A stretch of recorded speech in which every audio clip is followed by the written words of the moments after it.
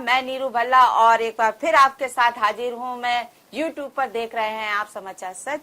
और आज हमारे साथ जो स्टूडियो में आई हैं वो एक ऐसी महिला है जिनका एक अपना ही कविता के क्षेत्र में अपने झंडे गाड़ चुकी हैं और हम उनसे मुलाकात करते हैं। नमस्कार मैम। नमस्कार जी। मैं पुष्पलता जोशी पुष्पांजलि हल्द्वानी नैनीताल उत्तराखंड से ही हूँ। सर्वप्रथम मैम और आज मैं समाचार सच का हृदय से आभार व्यक्त करना चाहूंगी कि आपने एक शुभ अवसर मुझे प्रदान किया है और मन से दिल से कुछ भावनाएं उजागर हुई हैं। अभी अभी चंद पंक्तियां दिमाग में आई हैं। बिल्कुल बिल्कुल। कि दिया है जो मान, दिया है जो मान सम्मान आपका, दिया है जो मान सम्मान आपका, सुर्ख गुलाबों सा, सुर्ख गुलाबों सा महकता हो नाम आपका। धन्यवाद। देती हूँ सच्चे दिल से दुआ आजिए, देती हूँ सच्चे दिल से दुआ आजिए, दिन रात हो सब जगह समाचार सच ही सच। देती हूँ सच्चे दिल से दुआ आजिए कि दिन रात समाचार सच हो सब जगह। धन्यवाद। तो कुछ ये अभी अभी पंक्तियां आई, मैं रोक नहीं पाई अपने को। मैंने कहा मैं बोलूं और सच में आप लोग तरक्की करें और इसी तरह आगे बढ़ें। बहुत बहुत धन्यवाद मैम। तो हम चाहते हैं कि पहले तो आप अपने आपने जो शिक्षा दीक्षा प्राप्त करी और कहाँ से आप बिलोंग करते हैं तो थोड़ा हमारे दर्शकों को बता दें। जरूर। देखिए, मैं संक्षिप्त में ही थोड़ा बताऊंगी अपने जीवन परिचय, क्योंकि कर्म भूमि या कार्य क्षेत्र जो रहा है उस पर थोड़ा ज्यादा प्रकाश डालूं जी। तो मैं वैसे मूल जो कहना चाहिए इसी कुमाऊं की धरती से हूँ। जन्म मेरा गरुड़ बागेश्वर, गरुड़ आपने नाम सुना होगा, गरुड़ की भूमि में हुआ।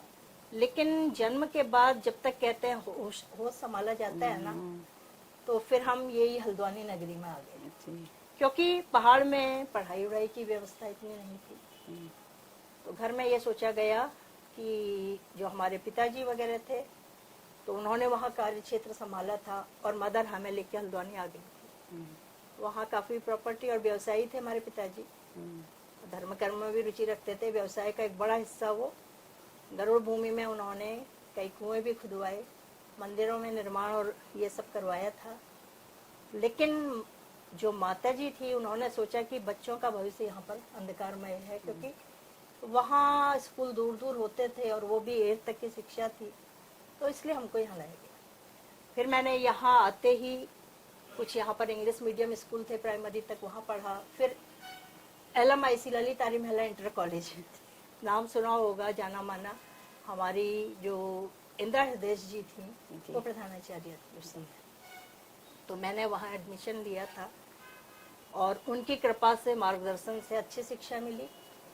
और मेरा सौभाग्य ये रहा कि वहीं से मैंने कक्षा 10 में बोर्ड परीक्षा पास की थी और उसमें मेरा सेंटर में टॉप किया। उस समय क्या होता था, जब मैंने एजुकेशन ली थी, हम बताना चाहूँगी 2.5-3 वर्ष की उम्र से पढ़ना शुरू किया, सीधे 1-2 कक्षाएं प्रारंभ हो जाती थी और 10th में आने तक भी वही हम 13 साल वाले ये सब रहते थे, 13-14 से ज़्यादा बड़े नहीं होते थे। तो उस समय यहाँ पर 2 सेंटर थे, एक GGIC था स्कूल और एक LMIC, और इनमें सेंटर बोर्ड परीक्षा हुआ करती थी। तो यहाँ 7-8 स्कूलों का सेंटर था, उस सेंटर में मेरा हाईएस्ट रहा था और इंदिरा जी ने मुझे 2 साल तक छात्रवृत्ति भी दी।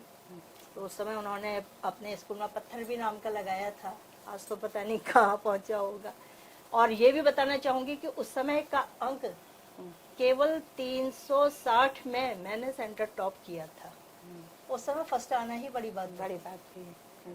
और इंटर में भी मेरा हाईएस्ट स्कोर रहा था। तो ये शिक्षा के बाद फिर उन्होंने घर वालों से परिचय किया था कि इस बालिका को तुम थोड़ा ये पढ़ने वाली लगती है तो आप पंतनगर भेज दो, पंतनगर यूनिवर्सिटी में पढ़ाई इसकी आगे जो भी करना चाहेगी। लेकिन उस समय तो हमें काठगोदाम और ये मुखानी चौराहे तक भी अकेले नहीं भेजा जाता था। घर में लोगों ने कहा कि नहीं, इनकी पढ़ाई जो भी होगी हमारे अंडर में, हमारे सामने ही होगी, और मुझे पंतनगर यूनिवर्सिटी भी नहीं भेजा गया। तो फिर मैंने यहीं से परीक्षाएं पास की और कुछ पारिवारिक समस्याएं ऐसी हो गई थी उस समय, कुछ बड़े भाई बहनों ने कहा कि यहाँ का माहौल अच्छा नहीं है, इसको घर में ही प्राइवेट कराओ। बहुत आज भी दुख है, मेरे से बड़ी सिस्टर ने भी यही कहा, मेरे को बीए प्राइवेट करना पड़ा था, लेकिन प्राइवेट भी हमने फिर कोचिंग क्लास टाइप हमने ललित महला और खालसा से करी फाइनल, और उसके बाद मैंने बीएड रेगुलर किया। मदर ने कहा नहीं नहीं इसको भी भेजो, इसको क्यों घर में बंद किया है और मैंने बीएड करा है। बीएड करते ही वैकेंसी निकली तो मैं यहाँ भारतीय बाल विद्या मंदिर में जॉब में आ गई थी। मैं काफ़ी छोटी हुआ करती थी उन दोनों उम्र में, और तब से मैंने 9.5 साल यहाँ जॉब किया और पीएचडी वर्क भी शुरू किया था और काम भी करे। मैंने उसके बाद जो है अपनी एजुकेशन जारी रखी, एमए की डिग्री वगैरह हिंदी साहित्य में ही किया। फिर वहाँ एक हमारे गुरुजी थे, वो आगरा घराने के सुखन लाल जी, और बहुत बड़े संगीतकार थे, उनका पूरा घराना था। उन्होंने स्वयं मुझसे कहा कि बच्चा बोलते थे कि बच्चा आओ बोलो मेरे को, क्योंकि सांस्कृतिक कार्यक्रमों में और संगीत में कुछ सुना था। बोले कहाँ तक संगीत की शिक्षा ली है? हमने कहा गुरुजी विषय रूप में हमने खाली ग्रेजुएशन में लिया है, वो भी हम प्राइवेट शिक्षा ले रहे थे। बोले नहीं नहीं, अधूरा ज्ञान बहुत जरूरी होता है, पूर्ण ज्ञान लेना, और आप आगे बढ़ो, मैं तुमको सिखाऊंगा और तुम करोगी। तो उन्होंने मुझे विशारद कराया, गांधर्व विश्वविद्यालय मुंबई से परीक्षा दिलवाई, और उसके बाद जो है यही मेरे को, और इतने अच्छे गुरु, मैं संबंध बताना चाहूंगी आज की, आप देखिएगा आज के गुरु और शिष्य। उन गुरुजी को प्रणाम के अलावा मैंने उनसे कहा आप मुझसे कुछ लीजिए, आप मेरे ऊपर इतना जब कर रहे हैं मेहनत। बोले नहीं बच्चा, जब हमें चाहिए होगा हम मांग लेंगे, लेकिन हम गुरु दक्षिणा नहीं लेंगे। हमारी दक्षिणा यही है कि तुम आगे बढ़ लो, और हम सबको सिखाते भी नहीं है, हम पात्र चुनते हैं तो मेरा सौभाग्य था। फिर मेरा विशारद हुआ धीरे धीरे, क्योंकि हमारे घर परिवार में पिताजी जो थे साहित्यिक थे। हमारे पिता, क्योंकि एक दुर्भाग्य ये रहा कि छोटी सी अवस्था में, मतलब कहना चाहिए जब हम 5-6 में पढ़ रहे हैं, पिताजी का साया हमारे सिर से उठ चुका था। तो लेकिन जहाँ तक हमने देखा सुना था कि वो बहुत अच्छे साहित्यकार थे, तो थोड़ा सा अंश जो कहते हैं वो आया है हम लोगों भाई बहनों में। तो पिताजी ने उस समय, सुना है हमने, बजरंग बावनी, दोहावली, कुछ पुस्तकें भी लिखी थी। और हुआ क्या कि वहाँ काफी बड़े व्यवसायी थे, तो 9-10 दुकानें और अपना 4 मंजिला मकान सब अग्निकांड में सुहा हुआ। तो पिताजी की सारी रचनाएं, किताबें, और यहाँ तक कि हमारी जितनी स्मृतियाँ, फोटोग्राफ्स, एल्बम, कुछ पता नहीं है। तो वहाँ से हम समझते थे कि हमारे पिताजी हैं, लेकिन क्या लिखते हैं कैसा है नहीं पता था। लेकिन खुद ही हम लोगों का रुझान इस ओर हुआ, तो वहीं से मेरा काव्य रचना शुरू हुई है। लिखती थी 7-8 से ही, 8 में कुछ लिखे। जब मैं कक्षा 9 में आई, मुझे याद है कि लिख लिख के कागजों को फाड़ के फेंक देते कि कोई पढ़ न ले, क्या बकवास लिख रही है, लगता था पता नहीं क्या लिख रहे हैं ये। झेप से हम उसको फेंक देते थे। एक दिन क्या हुआ, मैं रफ कॉपी में कार्य कर रही थी, तो थोड़ा सा जहाँ से शुरू हुआ मैं बताना चाहूंगी। तो एक बंसीधर चौपड़ नाम से कवि थे, उनका आना जाना घर में था, बड़े भाई के मित्र हुआ करते थे। तो उन्होंने देखा मैं रफ कॉपी में काम कर रही थी, तो अचानक ही वो बैठ के चाय पी रहे थे। बोले क्या काम हो रहा है? मैंने कहा ये सब कुछ नहीं, स्कूल का होमवर्क। तो उन्होंने कुछ पढ़ी रचना, बोली ये किसने लिखा है, किसने लिखवाया? तो मैं हंसी, मैंने कहा नहीं मैंने ही लिखा है। बोले यहाँ लो पढ़ा, तो बोलने लगे ये तो रचना है, अच्छी बनी है। तो थोड़ा सा हिम्मत बढ़ी, कहने लगे इसको उतार कर आप पूरा फेयर करके और भी कुछ लिखा है तो मुझे दो, और मैं इसे पत्र में छपवाऊंगा। तो मेरा प्रथम, कहना चाहिए मैंने उन्हें 5-6 रचनाएं दी। 2 रचनाएं मेरी एक सप्ताह में, एक दूसरे सप्ताह में दूसरी आ गई, तो थोड़े हौसले बुलंद हुए। और वो विश्व मानव पत्रिका में, ये कब की बात है, 79 की बात कर रही हूँ मैं, तो उस बीच मेरी ये छपी थी विश्व मानव में। और उसकी पंक्तियां मैं आपको सुनाना चाहूंगी। मेरी प्रथम कविता मुझे इसलिए लगी क्योंकि वो समाचार पत्र में छप गई। उससे पहले मैंने न जाने क्या लिखा, कहाँ फाड़ के फेंका, वो याद भी नहीं। तो उसकी कुछ पंक्तियां सुनाना चाहूंगी। दीप कितने ही जलाए, दीप कितने ही जलाए, किंतु मन का दीप बुझता जल न पाया। दीप कितने ही जलाए, दीपकों की पंक्तियां कितनी जलाई, दीपकों की पंक्तियां कितनी जलाई, जगमगाहट कर दिवाली अति मनाई। किंतु बुझता दीप यह मन का न जलता, किंतु बुझता दीप यह मन का न जलता। हृदय पटका गहनतम, हृदय पटका गहनतम, तारे न टरता। दीप कितने ही जलाए, किंतु मन का दीप बुझता जल न पाया। तो इस तरह एक इसमें और भी काफी बंद थे कि आह उठती है हृदय में हुक सी, आह उठती है हृदय में हुक सी, हृदय का यह शत्रु तम मिटने न पाया, हृदय का यह शत्रु तम मिटने न पाया, दीप कितने ही जलाए, किंतु मन का दीप बुझता जल न पाया। ये रचना मुझे प्रथम रचना है करके मेरी प्रिय रचना हो गई, और पहली रचना में ही मेरे प्रशंसक का पत्र बरेली अजट नगर से कोई B.R. गुप्ता जी का पत्र आया था। पोस्ट कार्ड चला करते थे, उस जमाने की बात कर रही हूँ। वो पोस्ट कार्ड कहीं अभी भी धुंधली राइटिंग में कहीं पड़ा होगा। तो ये थी मेरी याद कि वहां से ही मेरा शुभारंभ ये लेखन के क्षेत्र में हुआ।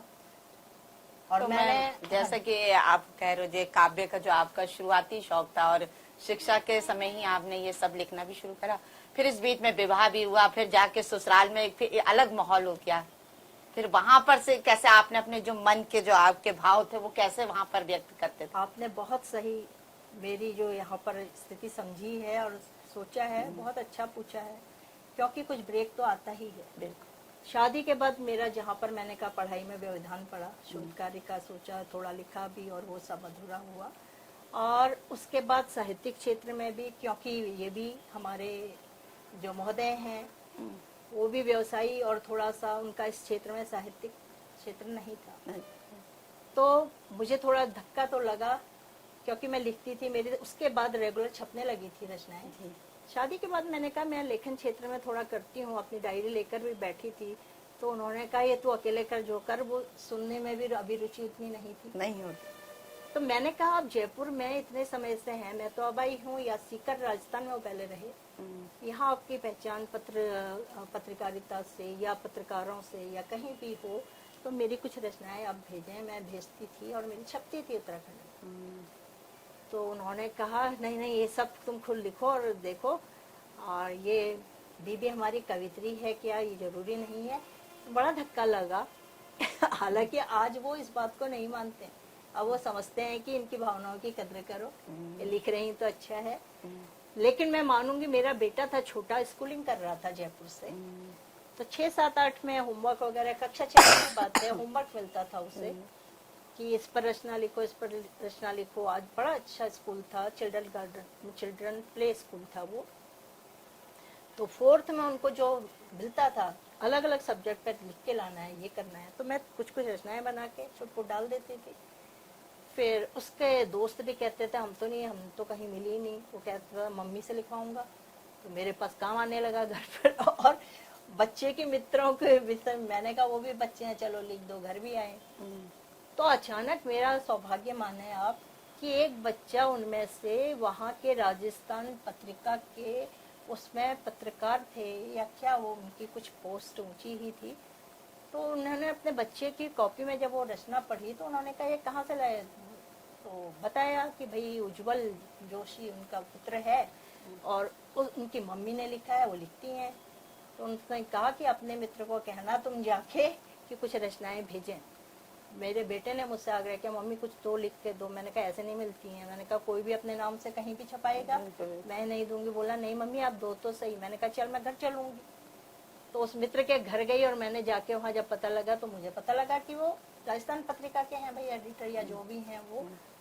तो उनको मैंने फिर अपनी रचनाएं दी। तो इस तरह मेरा राजस्थान पत्रिका में भी रविवारी में छपी और वो छपने लगी। तो ये सिलसिला वो खुद ही ऊपर वाले ने देखा तो मुझे वो वहाँ भी फिर करने को मिला। और फिर उस विद्यालय की हिंदी टीचर्स और वहाँ के प्रिंसिपल थोड़ा इम्प्रेस थी। वो 15 अगस्त 26 जनवरी पे बुला के कविताएं करवाती थी और कभी कविताएं मंगवाती थी। तो वो कहती थी कि लिखिए उज्जवल की मदर ने सुना हम रहे हैं। तो थोड़ा सा इस तरह मेरे को राजस्थान में भी मिला मौका। फिर 10 साल रहने के बाद वापस इधर आई मैं। तो यहाँ फिर मैं 2004-03 से फिर शुरू हो गई और तब से मैंने यहाँ जीवन ज्योति नाम की एक संस्था भी खोली थी, NGO। उस समय मैंने पर्यावरण से हम कितने सुरक्षित करके, ये 2003 की बात है, 3 और 4 से ही मैंने यहाँ 2002 में आ गई थी मैं हल्द्वानी दोबारा राजस्थान के बाद। तो उस समय फिर मैंने एक NGO के लिए मैंने कहा घर बैठ के क्या थोड़ा समाज सेवा ही हो जाएगी। तो एनजीओ एक चलाई थी पर्यावरण को लेकर। तो पर्यावरण से हम कितने सुरक्षित करके मैंने एक गद्य संग्रह भी निकाला।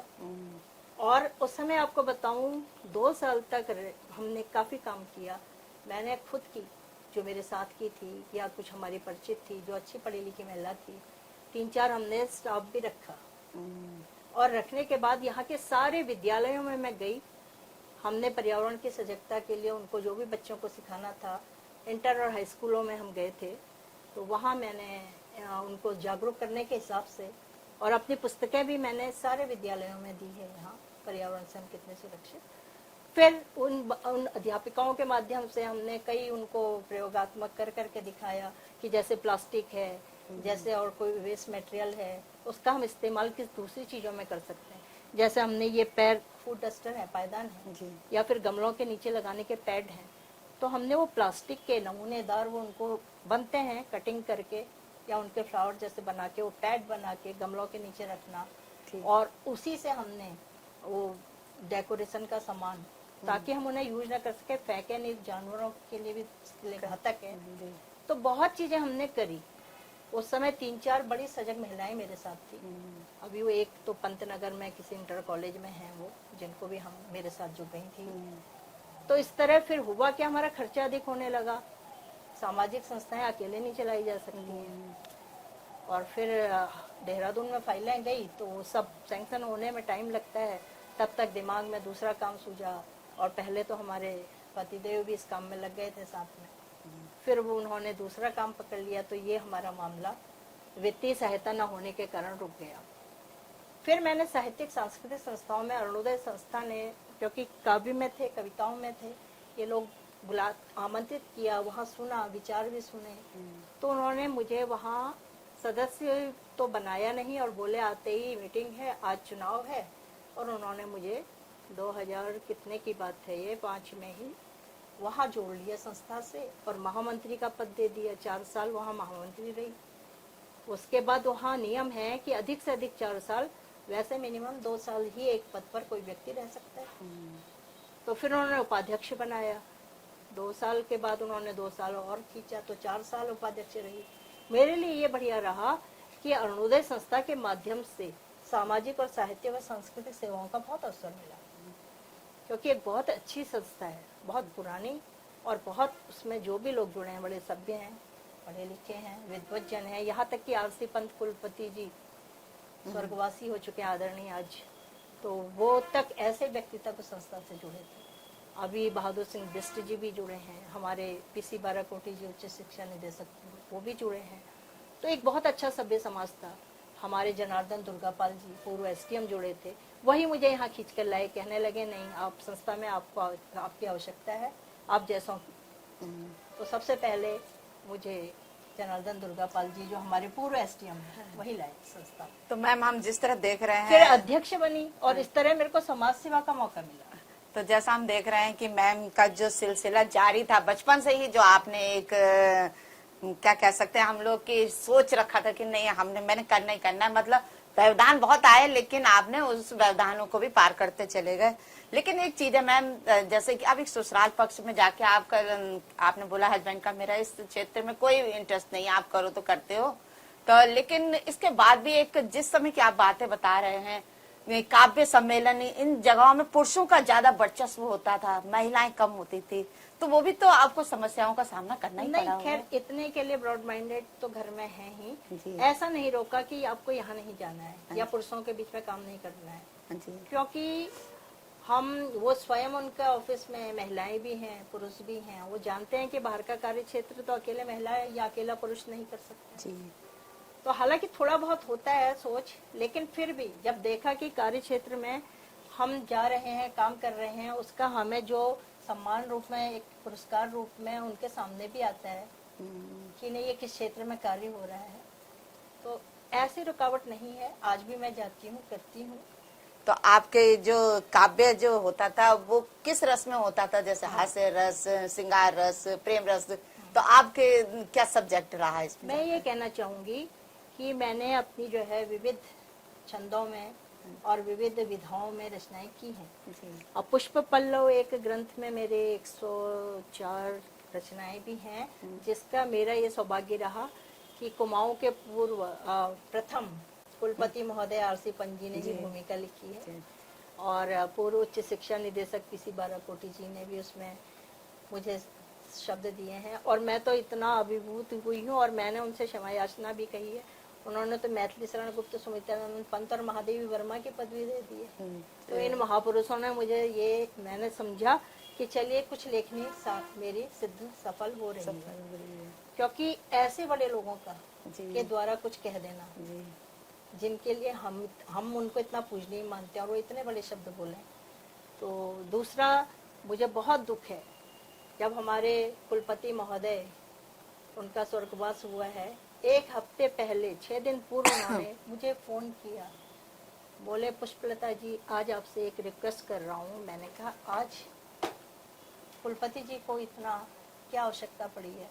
तो उन्होंने मुझे कहा कि पुष्पलता जी आपसे एक रिक्वेस्ट ये है कि आप लेखनी को मत, कलम को मत रोकना।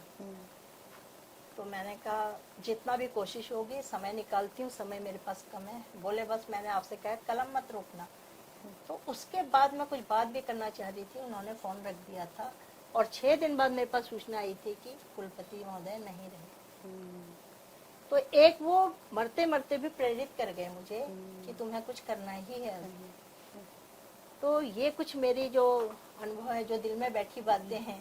बच्चों का कितना सहयोग रहा आपके साथ? बच्चे मेरे अभी भी कहते हैं, मेरा बेटा जो है, भले ही वो उसको इंटर तक में हिंदी नहीं ली, उसने 10th तक भी ली, लेकिन साहित्य के प्रति उसका रुझान तो है ही। जी। और वो कहता है समय नहीं है, आप जो करती हो अच्छा करती हो, आप अपनी करते रहो, पूरा हमारा सपोर्ट है। अभी भी यही कहता है आप नौकरी पर क्या जा रही हैं, आपके पास समय कम रहेगा, तो आपका जितने अधूरे काम है उन्हें पूरा करो। तो बेटा बड़ा समझदार है, और भले ही वो आज इंटरनेशनल कंपनी में बाहर इंजीनियर है। वो अभी कल ही उसने मुझे गुड न्यूज़ दी है कि एसोसिएट डायरेक्टर वो बन गया है, इंटरनेशनल कंपनी है। जी। पूरा सहयोग है बच्चों का। तो मैम एक ये चीज आपने अपने शुरू में एक इंट्रोडक्शन दिया, पुष्पलता जोशी पुष्पांजलि। पुष्पांजलि क्या चीज है, क्यों ये नाम ही क्यों रखा आपने? हाँ, मैं वैसे विवाह से पूर्व कोठारी थी, कोठारी फैमिली, पुष्पलता कोठारी।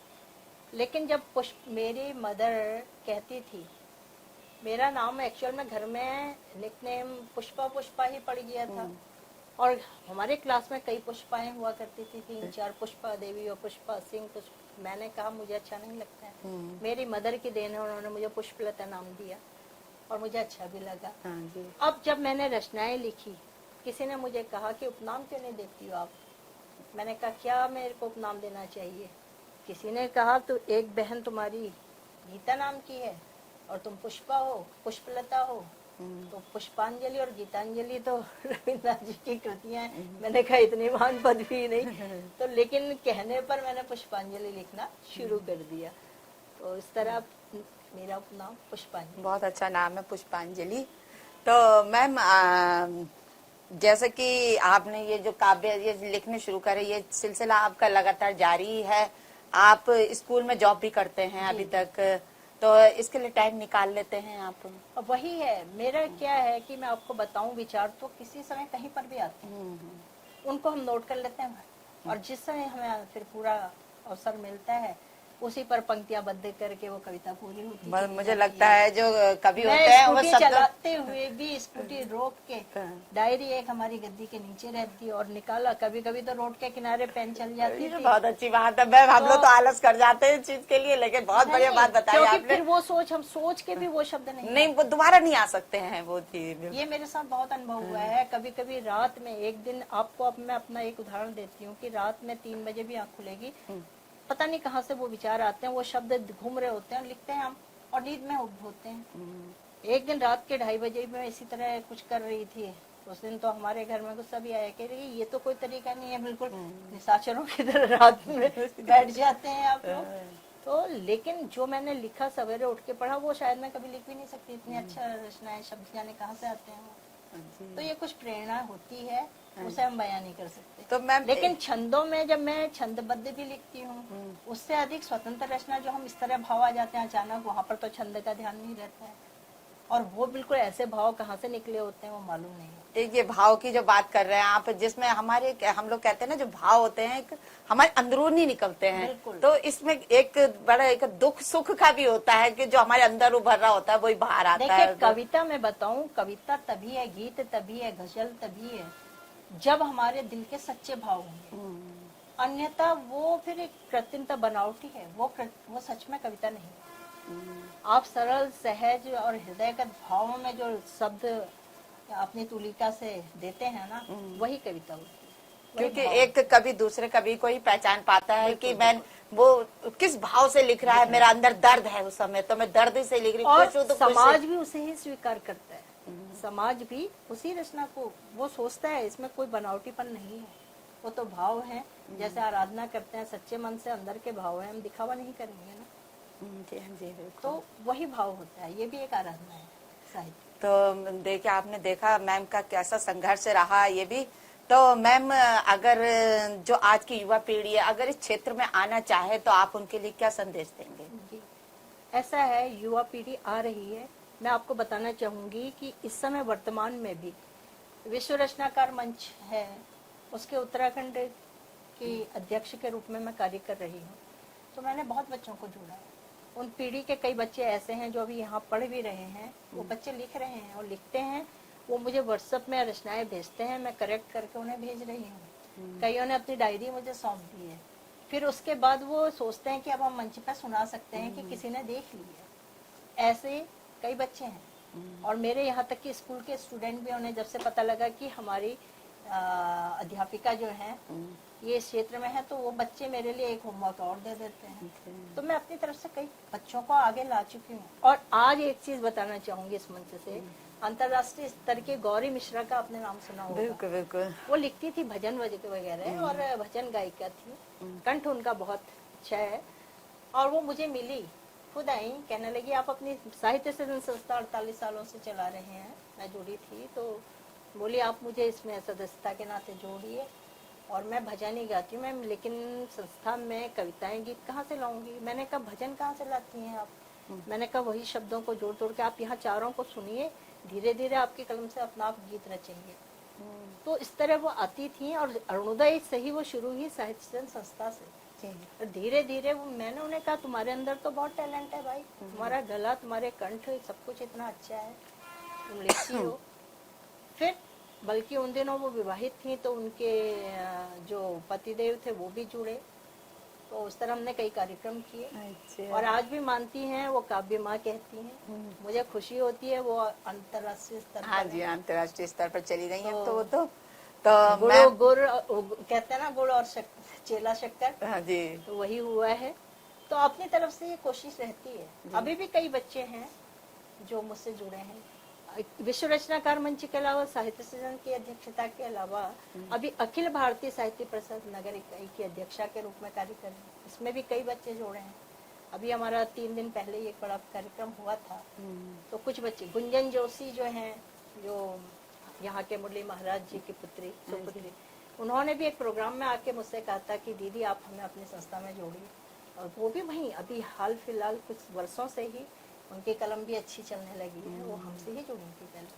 तो कई बच्चे हैं, रोहित केसरवानी है, हाँ जी, और तो काफी बच्चे हैं जिनके नाम मैं इस वजह से नहीं जोड़ती हूँ, लेकिन बच्चों को आगे बढ़ाने का ही ध्येय है। बिल्कुल बिल्कुल। क्योंकि देखो, पतझड़ के बाद आने तो नए पत्ते ही नए हैं, पत्ते, तभी पेड़ हरा भरा हाँ जी, होगा, हरा तभी भरा। साहित्य भी हरा भरा रहेगा। तो मैम, हम चाहेंगे कि वो खूबसूरत पंक्तियां कुछ हमारे दर्शकों को भी आप सुना दे जो आपका अपने दिल से निकली हुई थी। जी जी, मैं सुनाऊंगी जरूर। हाँ जी। थोड़ा सा एक चीज बताना चाहूंगी कि जब हम समाज के लिए कुछ करते हैं तो समाज ने हमें दिया भी बहुत कुछ। जो मान सम्मान मिलता है और कुछ नहीं चाहिए, चाहे हम समय दें, चाहे हम अपना किसी के सहायक के रूप में उनके साहित्य में अभिरुचि बढ़ाएं, समाज भी उसका हमें प्रतिफल देता है। मुझे मुंबई अखिल भारतीय संस्थान है मुंबई, वहां से भी सम्मानित किया गया। अग्निशिखा मंच है मुंबई में, उन लोगों ने भी मुझे सम्मानित किया। कभी वो मुख्य अतिथि के रूप में हो, चाहे प्रशस्ति पत्र हो। काफी सम्मान मुझे महाराष्ट्र प्रांत से भी मिला है, क्योंकि मेरा बेटा ने जब भी नौकरी की वो महाराष्ट्र से शुरू हुआ और वहाँ कुछ पहचान बढ़ने से लोगों के नॉलेज में आया। तो वहाँ से भी सामान मिला है। और यहाँ काफी सामान मिले हैं कि जिसमें महादेवी वर्मा सम्मान से लेकर मतलब जो सामान मैं सोचती नहीं थी वो सामान मुझे मिले हैं। तो मैम वो पंक्तियां सुना दीजिए हमें। चलिए पंक्तियां तो मैं अब आपको एक चीज कहना चाहूंगी हाँ कि जी। मैं दोहा, कुंडलियां और इसके अलावा गीत, मुख्य विधा मेरी गीत है। जी।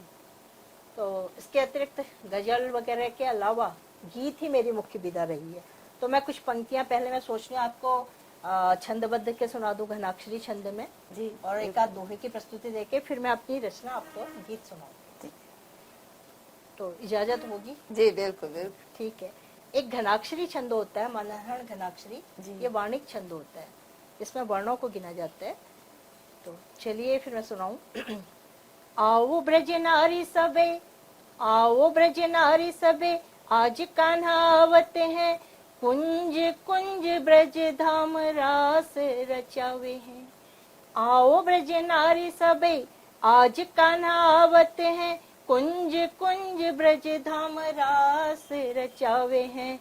कदम्ब की डारी डारी, कदम्ब की डारी डारी, झूमते हैं आज सारी, कदम्ब की डारी डारी, झूमते हैं आज सारी। सुंदर कालंदी कुल देख बिंब है निहारती, सुंदर कालंदी कुल देख बिंब है निहारती। गोपी गाय ग्वाल बाल, गोपी गाय ग्वाल बाल, राधा रानी ब्रज नारी, गोपी गाय ग्वाल बाल, राधा रानी ब्रज नारी। झूमत लसत कटी, काली है कमरिया, झूमत लसत कटी, काली है कमलिया। काले केश घुंघराले, काले केश घुंघराले, सांवली सूरतिया, काले केस घुंघराले, सांवली सूरतिया। नंद के नंद लाला, नंद के नंद लाला, कृष्ण कन्हैया, नंद के नंद लाला, कृष्ण कन्हैया। ये मनहरण घनाक्षरी का एक उदाहरण। मैम तो मैं थोड़ा सा छंदों की विविधता की ओर जाते हुए गीत रखूंगी। जी। दोहे में लिए चलूं मैं, क्योंकि थोड़ा आध्यात्मिक और धर्म से भी जुड़ी हूँ, वही भाव आ जाते हैं। तो दोहे में प्रस्तुति में जो दे रही हूँ तो राम और लक्ष्मण की ओर चलते हैं। राम चले लक्ष्मण सहित, राम चले लक्ष्मण सहित, संग चली सुकुमार। राम चले लक्ष्मण सहित, संग चली सुकुमार। मनुज रूप अवतार धरी, कीन लोक उपकार, कीन लोक उपकार। एक और देखिए भक्ति भाव। सबरी लाई बेर है, शबरी लाई बेर है, चख चख प्रभु को खिलाए। शबरी लाई बेर है, चख चख प्रभु को खिलाए। भक्त वत्सल राम है, झूठे बेर ही खाए, झूठे बेर ही खाए। मैं ये कहना चाह रही हूँ कि रचनाएं जो हैं छंदों में भी रचती हूँ और गीत भी, कविताएं भी, अतुकांत और तुकांत दोनों ही। तो अगर आप चाहेंगे तो मैं गीत की प्रस्तुति दे दूंगी। दे दीजिए, 4 लाइन हम भी सुन लेंगे। चलिए 4 लाइन, छोटा सा गीत का भी एक उदाहरण रखूंगी। जी। मेरे इस केसरी खून से, मेरे इस केसरी खून से सिंदूरी है माँ का आंचल। मेरे इस केसरी खून से सिंदूरी है माँ का आंचल। मेरे पावन बलिदानों से, मेरे पावन बलिदानों से झिलमिलाते हैं माँ के नयन, मेरे पावन बलिदानों से झिलमिलाते हैं माँ के नयन। मुझे मंजूर है यह सब, मुझे मंजूर है यह सब, झुकने ना दूंगा माँ का शीश, झुकने ना दूंगा माँ का शीश। है वतन सर आंखों पर, है वतन सर आंखों पर, तिरंगा ना झुकने दूंगा, तिरंगा ना झुकने दूंगा। मेरी माटी की सौगंध मुझे, मेरी माटी की सौगंध मुझे, देश नहीं मिटने दूंगा। और झूमता रहे तिरंगा प्यारा, झूमता रहे तिरंगा प्यारा। नभ में हिंदुस्तान लिख दूंगा, नभ में हिंदुस्तान लिख दूंगा। तो एक शहीद की यही तमन्ना रहती है, हमारे भारतीय जाबाजों की। जी तो मैंने देश के लिए कुछ भाव, बहुत सी पंक्तियां, बहुत गीत लिखे हैं। जब आप समय अवसर देंगे तो एक दिन गीतों की श्रृंखला चलेगी। बिल्कुल बिल्कुल। अब एक थोड़ा सा बचपन की ओर ले जाते हुए चंद पंक्तियां गीत के रूप में देती हूँ, समय की भी सीमा है। जी तो अतीत की स्मृतियों की ओर, अपने बचपन की ओर ले जा रही हूँ, जो हमने देखा था पर्यावरण। जी। वो पीपल की छैया, वो पीपल की छैया, बरगद का कोना।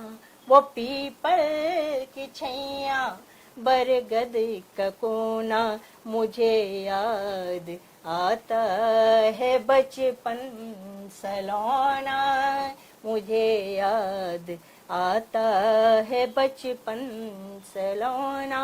वो बैलों की चरमर, वो बैलों की चरमर, माटी की खुशबू, पेड़ों में गदराए धरती का यौवन, पेड़ों में गदराए धरती का यौवन। वो बेरों की झुरमुट, वो बेरों की झुरमुट, आमों की डाली, उड़ती अनोखी चंचल तितली, उड़ती अनोखी चंचल तितली। वो भ्रमरों का गुंजन, वो भ्रमरों का गुंजन, महकती क्यारी, मुझे खींच लाती लदी सारी डाली, मुझे खींच लाती लदी सारी डाली। वो कहीं दूर, वो कहीं दूर, कुहुक कुहुक कोयल की, वो कहीं दूर, कुहुक कुहुक कोयल की, उड़ा के दिल को ले जाती गगन में, उड़ा के दिल को ले जाती गगन में। कविताओं के बंद बहुत हैं गीत के, और समय की सीमा, इसलिए बहुत जो है पुनः फिर कभी। बिल्कुल, बहुत बहुत धन्यवाद मैम आपका। और आज हमारे साथ थी पुष्पलता जोशी जी, पुष्पांजलि।